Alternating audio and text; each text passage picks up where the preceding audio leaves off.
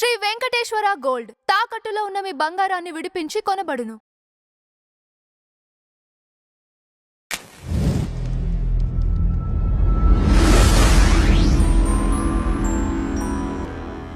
Madam నమస్తే. నమస్తే madam Manchu Vishnu Kannappa cinema రాబోతోంది తనకు సంబంధించి. అయితే ఇప్పుడు అతను ఏది మాట్లాడినా వైరల్ అవుతోంది.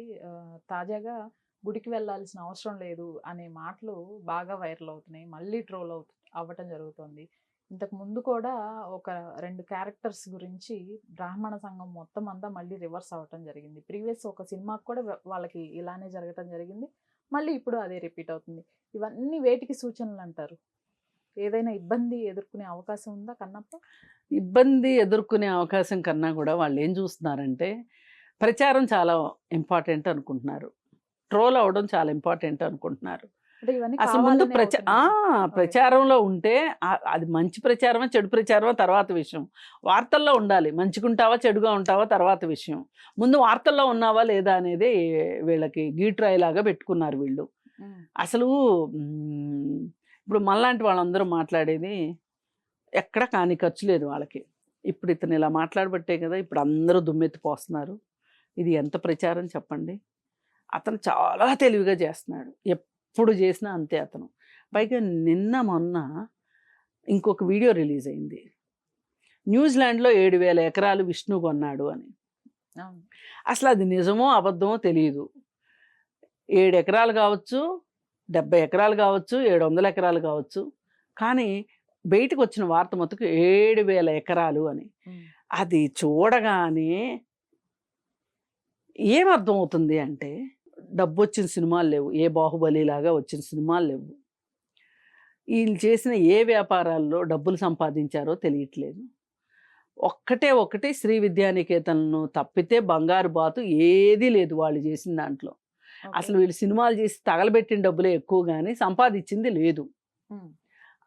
అలాంటప్పుడు డబ్బులు ఎక్కడే న్యూజిలాండ్లో పొలం కొనటానికి 7,000 ఎకరాలు కొనటానికి అంటే శ్రీ విద్యానికేతన్లో వచ్చిన డబ్బులే అన్నమాట. దీన్ని బట్టి లెక్క లేదు. భారీ వైపు ఏమన్నా వచ్చినాయా అంటే వాళ్ళు కూడా వ్యాపారాలన్నీ ఆపేసేసి ఏవో ఇబ్బందులు ఉన్నాయని దుబాయ్లో సెటిల్ అయినట్టు తెలుస్తుంది. అందుకే ఈయన కూడా దుబాయ్ మకాం మార్చాడు, తల్లిదండ్రులను ఇక్కడ ఉంచి తను అక్కడికి వెళ్ళిపోయాడు. దుబాయ్కి ఇక్కడికి తిరుగుతున్నాడు. అందుకే మా అసోసియేషన్ మీటింగులు కూడా పెద్దగా జరగట్లేదు. అసలు ఇదివరకే కనీసం వారానికి ఒకసారి 10 రోజులకు ఒకసారి మా అసోసియేషన్ నుంచి ఏదో ఒక వార్త బయటకు వస్తూ ఉండేది, ఏదో పత్రికా ప్రకటన ఏదో ఒకటి వచ్చేది. ఇప్పుడు అసలు ఏమీ లేదు.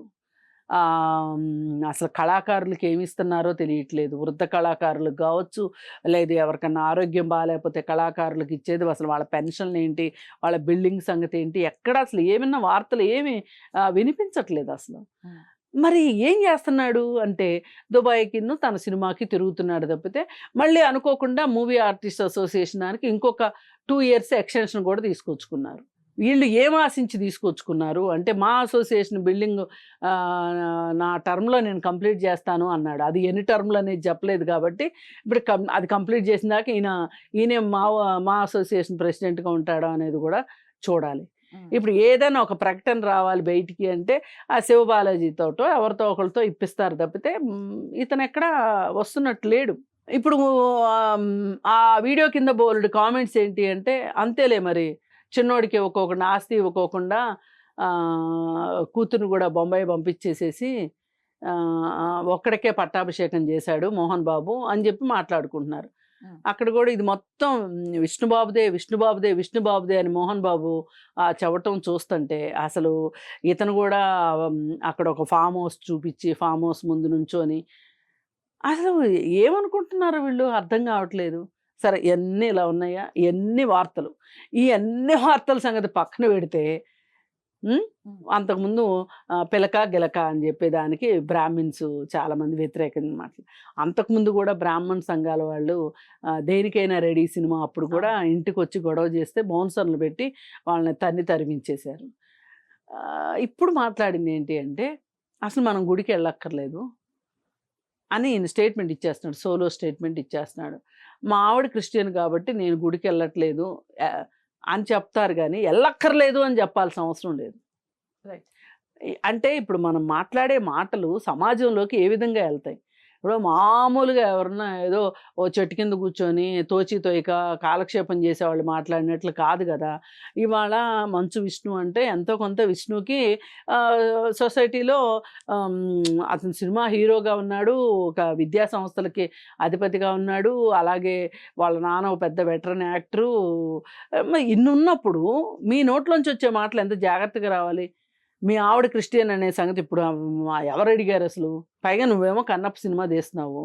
అసలు నువ్వు హిందువా కాదా? అవునా కాదా? ఏది ఏమైనా వీళ్ళకసలు బుర్ర కుదురులేదా? నోరు కుదురులేదా? లేకపోతే అన్నీ తెలిసే చేస్తున్నారా? వీళ్ళు ప్రచారం ఆర్భాటం కోసం చేస్తున్నారా? ఈ వాగాడంబరం ఎక్కువైపోయింది. ఏది మాట్లాడు ట్రోలింగే అవుతుంది ఈ మధ్య కాలంలో.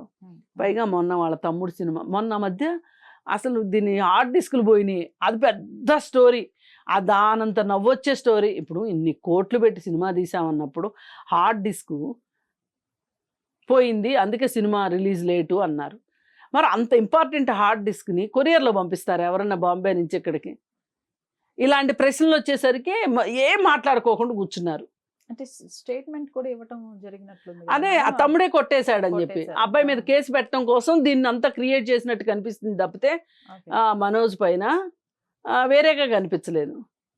అసలు అయినా అతను వాళ్ళ మనుషులకు దొరికేటట్లుగా మీరెట్లా హార్డ్ డిస్క్ పెట్టారు అంటే ఏంటి చెప్తారు సమాధానం? ఇప్పుడు ఇలా ఏ రకంగా చూసినా సరే నవ్వులు పాలయ్యేటట్లుంది తప్పితే వేరేగా ఏమీ లేదు.